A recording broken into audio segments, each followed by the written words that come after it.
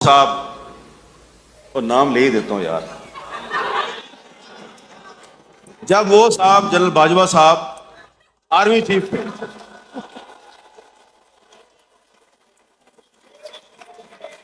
جب وہ army chief تھے, اس کے ہٹنے, آرمی چیف سے کے عہدے سے ہٹنے کے بعد بات نہیں کی. یہ ساری باتیں بھی وہ اس وقت کر رہا تھا جب اس نے وردی پہنی ہوئی تھی, اور 9 مہینے اس نے میرے پہ پابندی لگائی رکھی انہیں باتوں کی وجہ سے. تو ہم اس بات پہ بلیو نہیں کرتے کہ جب کوئی بندہ چلا جائے, آفس سے چلا جائے, پھر اس پہ بات کرو. تو یہ بتانا صرف آپ کو یہ ہے کہ اٹس پارٹ. نہیں, قاسم کے ابا نہیں ہے, وہ تو سولین ہے بھائی.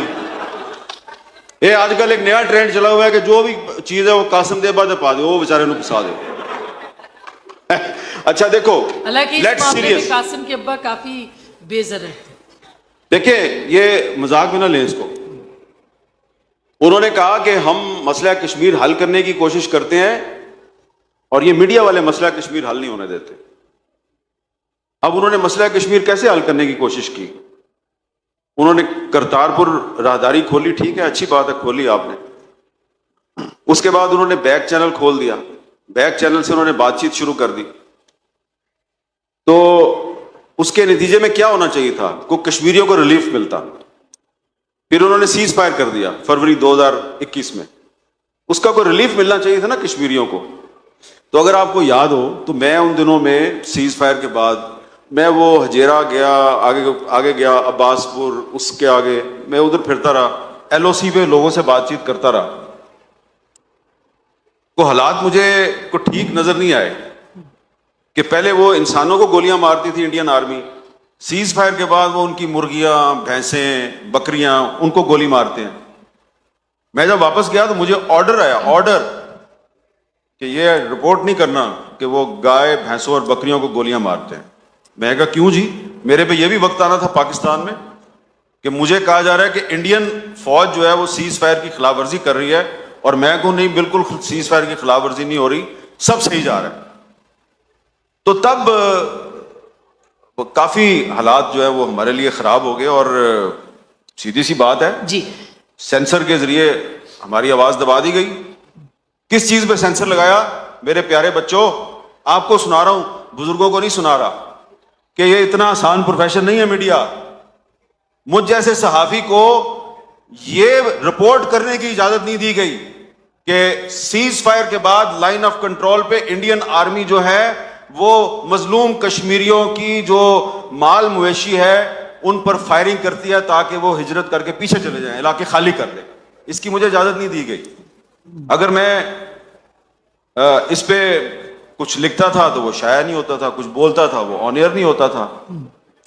تو الٹیمیٹ اس کا نتیجہ یہ نکلا کہ ایک دن وہ جو ماسٹر مائنڈ صاحب تھے, انہوں نے کوئی 10-15 صحافی اکٹھے کیے, اور ان میں آسمہ بھی بیٹھی ہوئی تھی, اور اس نے جناب ہمارے خلاف ایک چارج شیٹ کھول دی. تو مجھے تو اس دن بڑا اپنے آپ پہ فخر ہوا کہ یار میرے پہ چارج شیٹ لگ رہی ہے, آسمہ شرازی پہ چارج شیٹ لگ رہی ہے, باقی ہمارے جو ساتھی ہیں ان کو نام لے لے کے وہ صاحب سلواتے سنا رہے ہیں.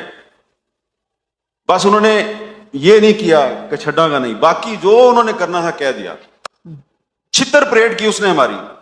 کیا قصور کیا ہے کہ آپ, ہم کشمیر کا مسئلہ حل کرنا چاہتے ہیں اور آپ میڈیا والے مسئلہ حل نہیں ہونے دیتے. اب وہ سن لیں ان کا سلوشن کیا تھا, جو وہ سلوشن بھی انہوں نے ریپیٹ کیا. کیا کہا تھا انہوں نے؟ وہی جنرل مشرف والا جو فارمولا تھا کہ جو ہندوستان کے پاس کشمیر ہے وہ ہندوستان کے پاس رہے, جو پاکستان کے پاس ہے وہ پاکستان کے پاس رہے. یہ کوئی سلوشن ہے یا دھوکہ دہی ہے؟ دھوکہ. تو شاہ صاحب یہ ہوتا ہے ہمارے ساتھ میڈیا کے ساتھ پاکستان میں. اچھا, میں میر صاحب, چونکہ آپ نے بار بار اس موضوع پہ بولنا ہے, یہ آپ نے اتنا بڑا ایک سچ بول دیا ہے جس کی سزا آپ نے بھی بھگتنی ہے اور پھر ہم نے بھی بھگتنی ہے, اور شاہ صاحب نے زیادہ بھگتنی ہے. مگر یہ سچ اگر ہم نہیں بتائیں گے, اپنے نوجوانوں کو نہیں بتائیں گے, تو یہ بددیانتی ہوگی. مسئلہ کشمیر کے ساتھ ہوگی, کشمیر کے ساتھ ہوگی, اور ہمارے قلم کے ساتھ. ایک چیز میں ضرور یہ واضح کرنا چاہتا ہوں, میں زیادہ لمبی بات نہیں کروں گا, کہ ہم نے یہ بات اس وقت کی جب وہ صاحب, اور نام لے ہی دیتا ہوں یار, جب وہ صاحب جنرل باجوہ صاحب آرمی چیف تھے,